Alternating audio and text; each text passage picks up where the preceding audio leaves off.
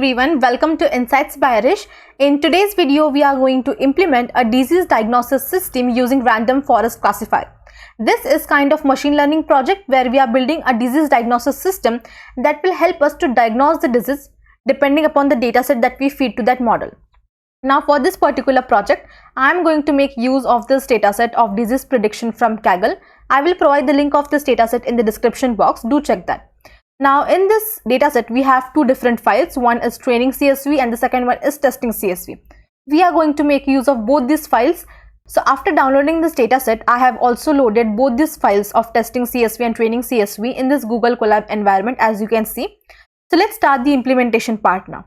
The first thing here is loading the data. So let me say here, loading the data.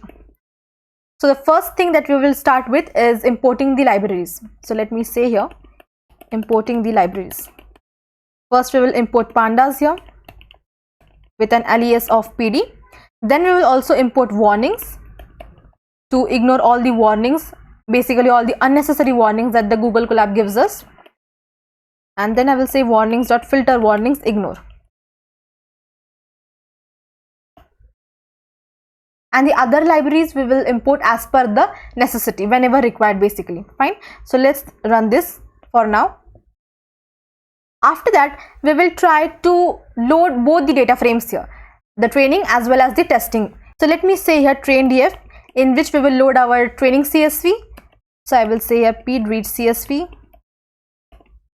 And in the same cell itself, here I will say test.df. In this, I will load my testing CSV. So here I have to pass the path of both the CSV files. So in the training data frame, I will pass the path of training.csv from here.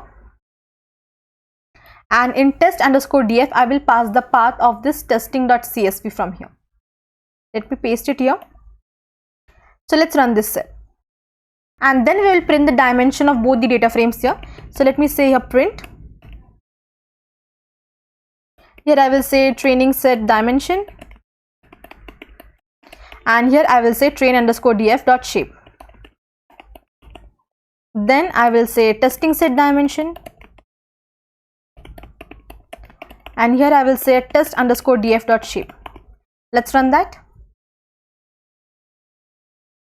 So in your training set, you have 4,920 rows and 134 columns, while in your testing set, you just have 42 rows and 133 columns. So let me also display the data frame for you. First, here I will display the training data frame. So if you see, this is the data frame of 134 columns, starting from itching up till the last column, which is yellow crust ooze. This all columns will be your input columns, while this prognosis column will be your target feature. And this unnamed 133, this is an unwanted column that we want to drop. But all these things of dropping, we will do it in the data pre-processing stage. Right now, I am just displaying the data frame for you. So here I will also display the test data frame.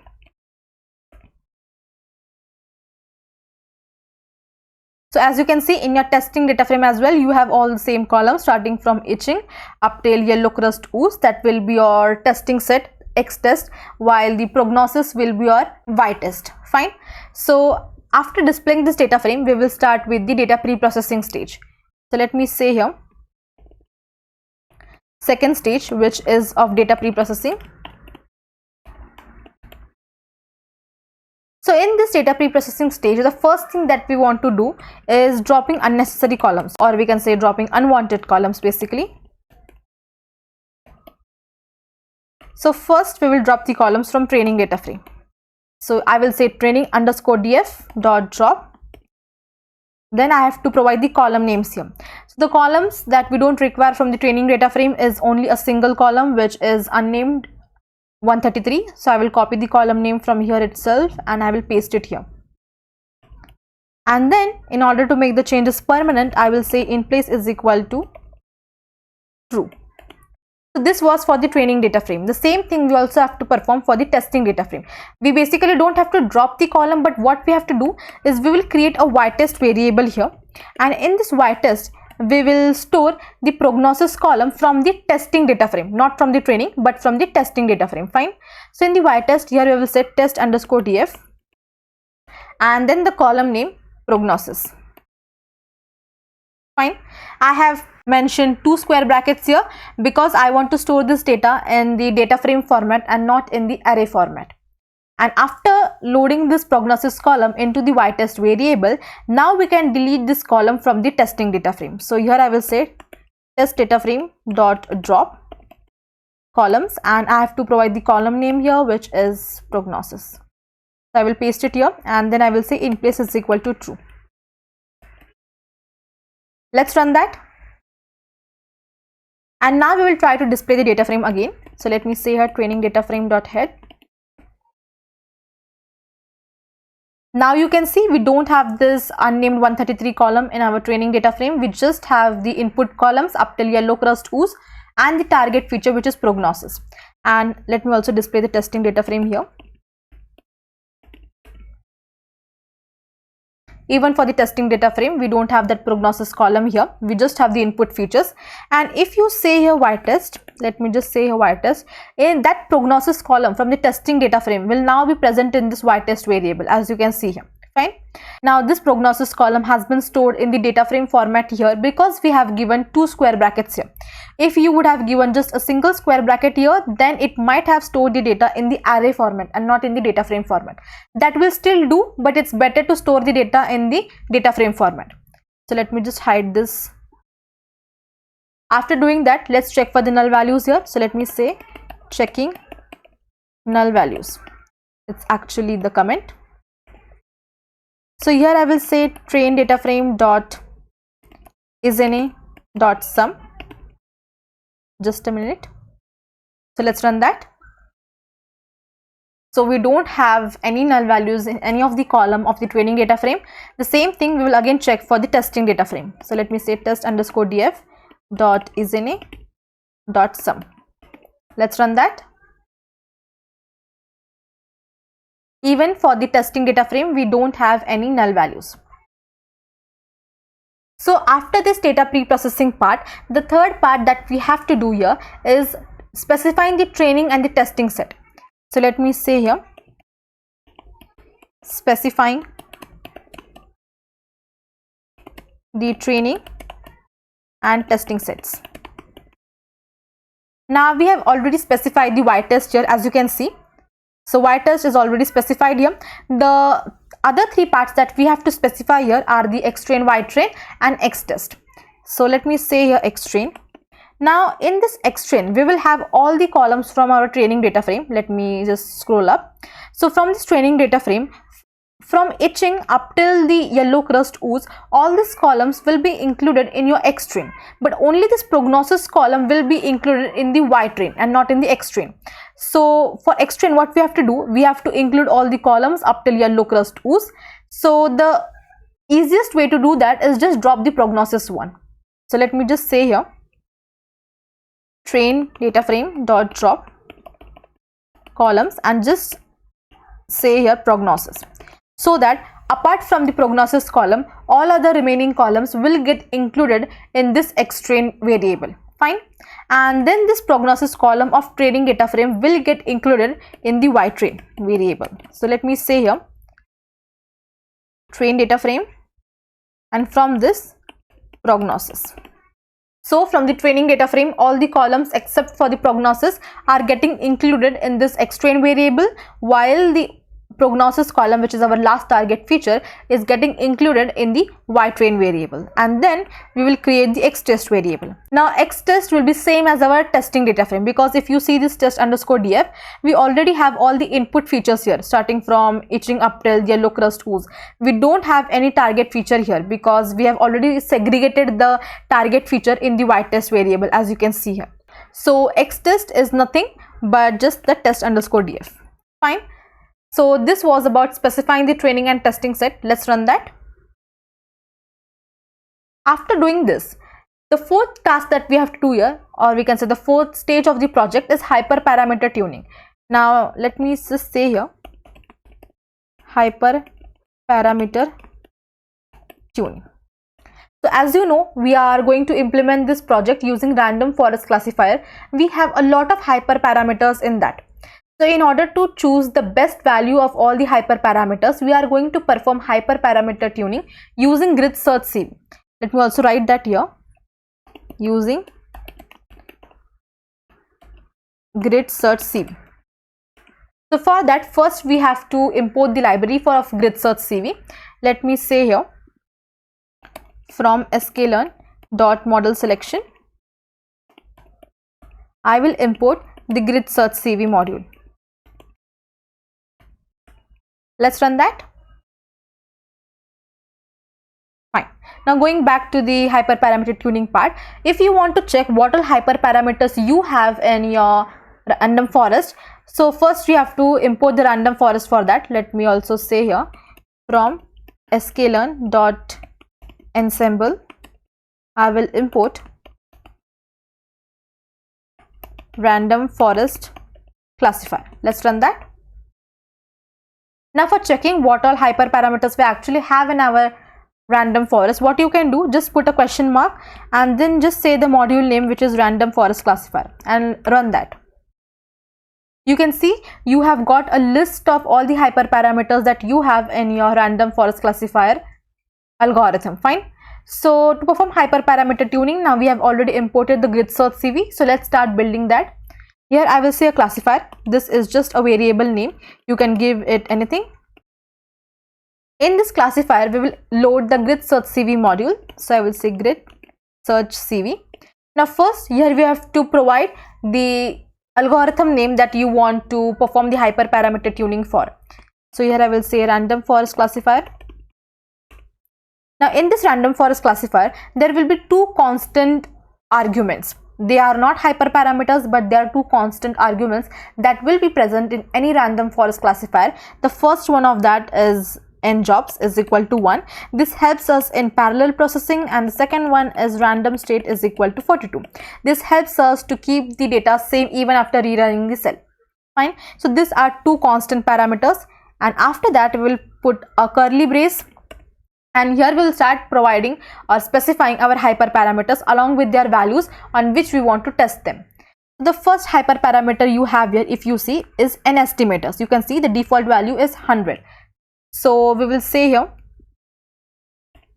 n estimators. Now the name of your hyperparameters that you are giving here in the classifier should exactly match with the original name of hyperparameter that we have in random forest module. Fine. So n estimators, in this we have to create a list, and in this list we will give the values for which we want to test our model. So the default value is 100. We will also give that 100, and then we will say 150 and 200. Fine. Don't give the value of n estimators very high, because that will take a lot of time to run the module. After that, the second hyperparameter that you have here, if you just scroll down, you can see criterion. Criterion basically decides based upon what the parent node will get divided into the child node. The default one is Guinea impurity. Depending upon the Guinea impurity, the parent node gets divided into the child nodes, but you have other two options as well, that is entropy and log loss. So I will provide all that criterions here. So let me say criterion, and in this criterion I will pass the default one, which is Guinea, then the second one, which is entropy, and the third one, which is log loss. So these are our three criterions that we have. Now the next hyperparameter that we have here is max depth, that is maximum depth. Now as you know, the random forest is a collection of many decision trees, and every decision tree has some depth. So you can specify that maximum depth here. So let me say maximum depth or max depth. Now in this maximum depth, you can specify any value that you want your tree should be of. So I will say 7, 15, 20, so that my grid search CV will evaluate my random forest using the decision trees of depth 7, then the decision trees of depth 15, and then the decision trees of depth 20, and whatever depth will give us good accuracy, that will be returned to us. So after this maximum depth, the next hyperparameter that we have is minimum sample split. Now by default, a parent node gets divided or gets further segregated into two child nodes. This is a default value, but you can even change that. You can, if you say 3, then your parent node will get divided into 3 children nodes. So you can specify that here. I will copy it from here, and then here I will say minimum sample split, and here I have to specify the values. So the default value is 2, as I said previously. So we will also give the default value, and along with that we will also say 3 and 4. Fine. After doing this, the next hyperparameter that we have is maximum features. If you just scroll down here, you can see maximum features. So let me copy it from here and I will paste it here. Now in this maximum features, what it basically says that in total we have 133 columns. I think 133 or 134, I don't really remember. Just a minute. Okay, so we have 133 columns here. So from that 133 columns, if you say your max features is 10, then every decision tree will randomly consider any 10 features. If you say 20 here, then your decision tree will consider any random 20 features from that entire 133 columns. And if you want that all the 133 features should get included in every tree, basically every decision tree, then that can also happen. But it's better to give some portion of the data frame or some portion of the columns to every tree. So there are two ways of giving maximum features. Firstly, you can say square root log 2, something like this, that is square root of original features. If you say square root, then it will basically take square root of 133, that is the total number of columns you have, and whatever that answer will be, then in every decision tree that many columns it will consider randomly. But we are not going to go ahead with that particular way. We will manually give the values here. So 50, 100 and 133.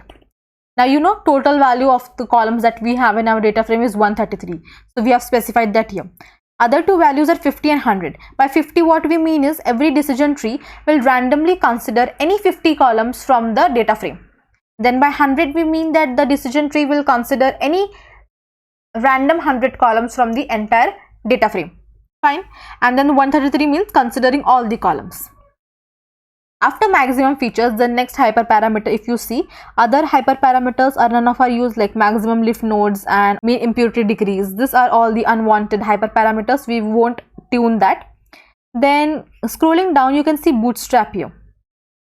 Bootstrap basically gives us the facility to include any random rows from the data frame into our various decision trees. So it can take the Boolean value, either true or false. So I will give it here. Here I will say bootstrap and I will give the Boolean values. Now as they are Boolean values, they won't be enclosed in the single quotes. So here I will say true and false. So this is our classifier. These are the hyperparameter titles, or you can say labels, and these are the list of hyperparameter values that we want to evaluate our model upon. And after building this classifier, let me just close this. So here we will fit that. Here I will say classifier dot fit, and in this fitting you will pass your training set. So xtrain and ytrain. Let's run that. So as we have specified a lot of hyperparameters here, it will take a lot of time to run this and to give us the output. So now that the hyperparameter tuning has been completed, the next thing that we want to do is to store the results of this hyperparameter tuning in a data frame. So let's name the data frame as classified data frame, and here we will say pd.dataframe. In this data frame, we will mention the name of classifier that we have, the variable that we have given here. So as my grid search CV module of hyperparameter tuning has been named classifier, hence I will put that name here. After that, you will say CV underscore results underscore and run that. After running this, you can see what all columns you have in this data frame. So you just have to say clf underscore df dot columns. Let's run that. So these are all the columns present in your classified data frame. Now you just want to see the results of some specific columns and you don't want to display all the columns here. So what you will do, you will just say classified data frame, and in that classified data frame you will pass all the column names that you want to see. So the column that you require to see is bootstrap. So basically all the hyperparametric columns up till I think n estimators. Just paste it here. And the last column that you want to see is your mean test score, that is the final accuracy that you are getting after using this hyperparametric values. So let's run that. Now it will randomly show you all the parameters and the accuracy that you are getting using that particular parameters. Now as you can see right now, it's in ascending order, starting from 96%, then 98%, and then 99%. What you have to do is you have to see such hyperparametric values which is giving the highest accuracy at the top. So basically you want to display the data in the descending order on the basis of mean test score. So here you will say sort values.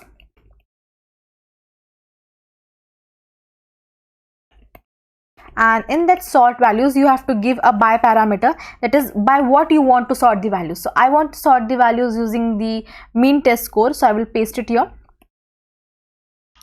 And then you have to say ascending is equal to false,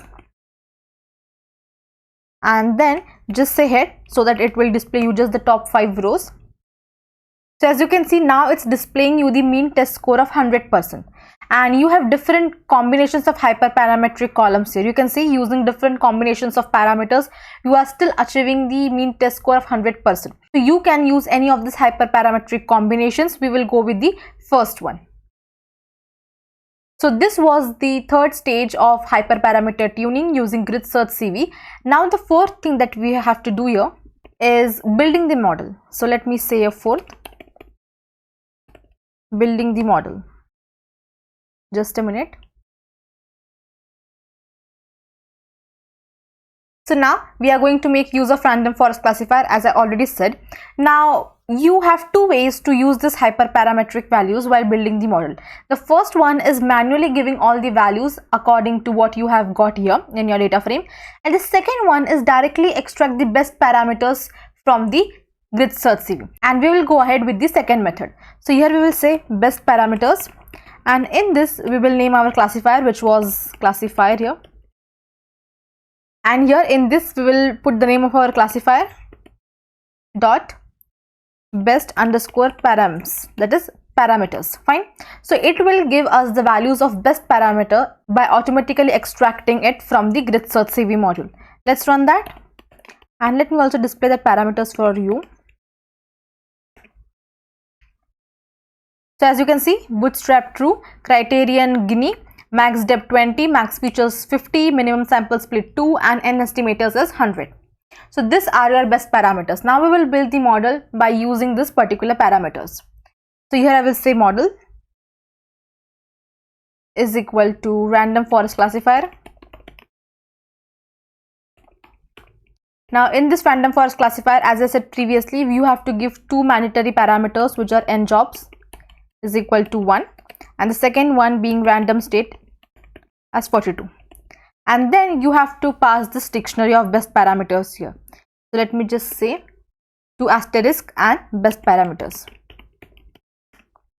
Let's run that, and then we will fit our model. So model.fit, and here we will pass our training data, so x train and y train. Let's run that.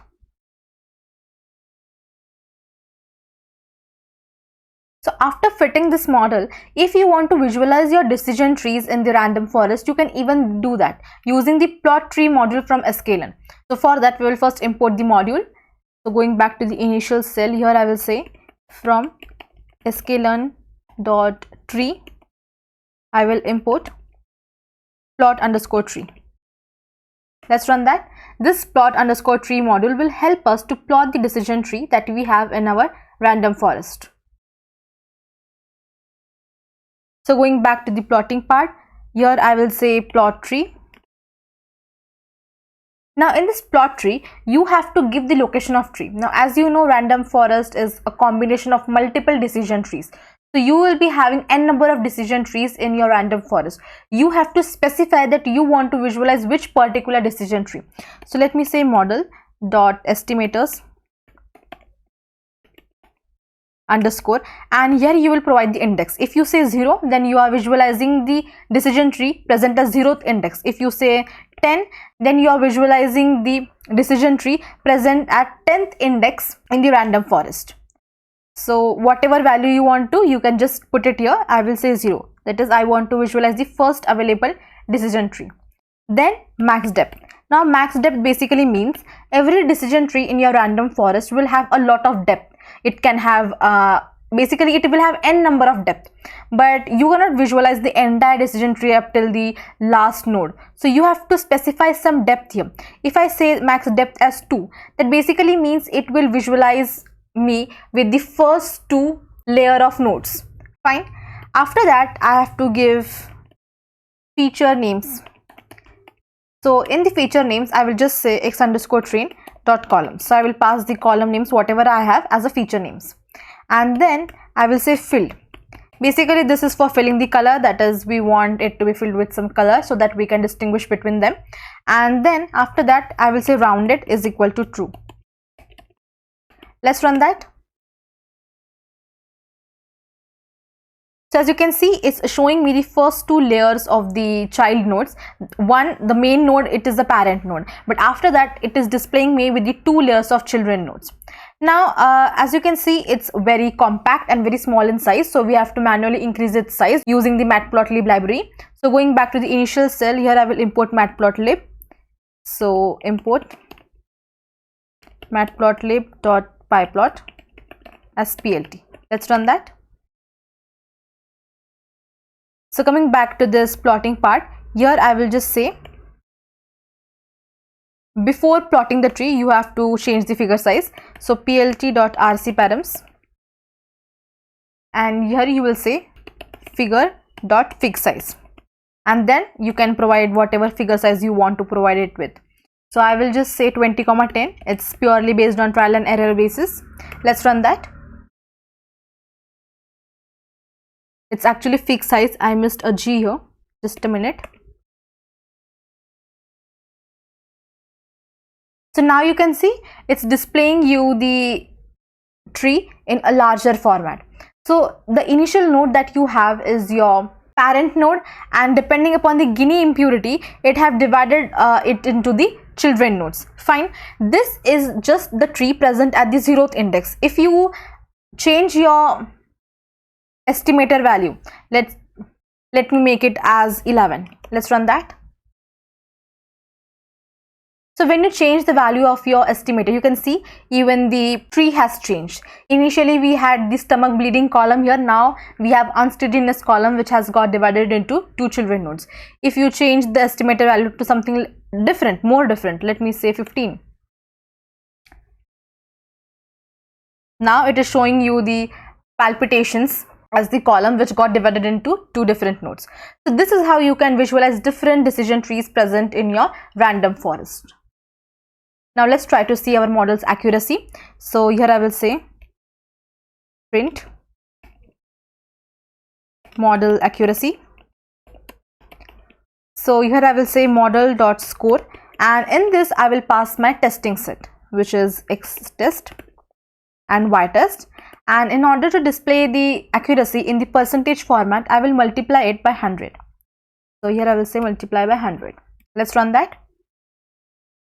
So as you can see, this model is giving us an accuracy of 97%, which is really very good. So this was the 4th stage of building the model. Now we will move ahead to our 5th stage, which is predictions and evaluations. So here I will say 5th stage, which is predictions and evaluations. So first we will try to predict the data here. Let's say model.predict, and in the prediction part I will pass my x test. That is, I want to predict the data for the x test. X test are the inputs of the testing set, and then I will store this predicted results in a variable called as pred. Let's run that. After doing that, we will try to evaluate our parameters. So going back to the initial cell, first we have to import the matrix. So here I will say from sklearn.matrix, I will import the classification report and the confusion matrix. Let's run that. So let's try to plot it. So here I will say print classification report, and in this classification report we have to pass 2 parameters. The first one being the original values of the testing set, which are stored in white test, and the second one being the predicted values, which is stored in pred variables, and the second one being the predicted values, which are stored in pred variable. Let's run that. So as you can see, these are all the diseases that we have in our data set, and for that it has given us the precision, recall, F1 score and support. And if you see, the F1 score is equal for all the diseases, which means we are having equal number of samples for all the diseases except for the fungal infection, where the F1 score is just about 67% and not 100%. Fine. So this was about the classification report. Secondly, we will try to print the confusion matrix. So to print the confusion matrix, here I will say CF, this is the variable in which I will be loading my confusion matrix module. So here I will say confusion matrix. Now here we have to pass again the same thing, the y-test and pred, that is the original testing target and the predicted values for comparisons. Then we will say normalize is equal to true.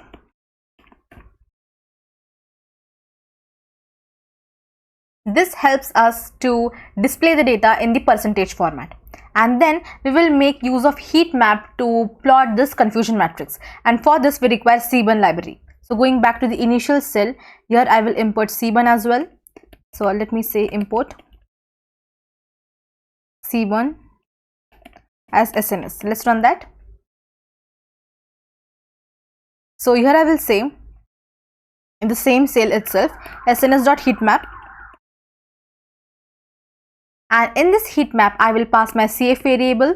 Then I will say N0 is equal to true, which will help me to display the values on the confusion matrix grid itself, and then I will give a theme to the heat map. You can give any theme, any color that you want to give to your heat map. Here I will give a theme of BU, PU, which is blue purple. Let's run that. So as you can see, this is your confusion matrix. Now this confusion matrix is really very large because we have a lot of diseases in this. Fine. So if you take the look at diagonal of the confusion matrix, which is in the bold purple color, it represents 100% accuracy for the correct predictions. That is, every disease is getting predicted very correctly. That is, it's having an accuracy of 100%. Fine. So this was the confusion matrix. If you want, you can even give the labels to your confusion matrix. Let me say plt.x label. On the x-axis we are having the predicted values, so predictions, and on y-axis we are having the actual values. So let me give y label, it is actual. Let's run that. So now you can see on x-axis it's showing you the x label as predictions, and on y-axis it's showing you the label as actual. So this was your confusion matrix. Now this was about the predictions and evaluation. Now that we have built the model, we also have to evaluate that model upon some explicit inputs. By that what I mean is, I want to give some explicit, or we can say manual inputs, and I want to see if the model is able to predict the disease or diagnose the disease depending upon what inputs I have given. Because right now whatever data that we have used to make the predictions and to evaluate the model is the data that they have given us in the CSV file. I want to give my own data, I want to input my own values, and I want to see whether the model is able to predict the disease or not. So the sixth stage that we have here is the function to make manual predictions.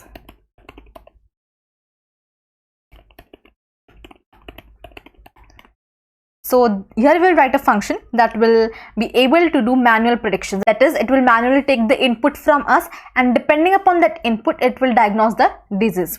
So let's start writing the function. I will say def and let the function name be make predictions. So make underscore predictions. In this function we will pass the model that we have built and then the feature names, because it want to take the input from us. So it should know that for what column it's taking the input, and hence we require the feature names here. Then we will create an empty list here, which is take input. Later we will append the data in this list. Then I will say for f in feature names, here we will take the input. So let's say input for the first column. So whatever column name that it is extracting in that particular iteration, the same column name will be given there. while taking the input, and depending upon that column name, the user will enter the input, whether the person is feeling that symptoms or not.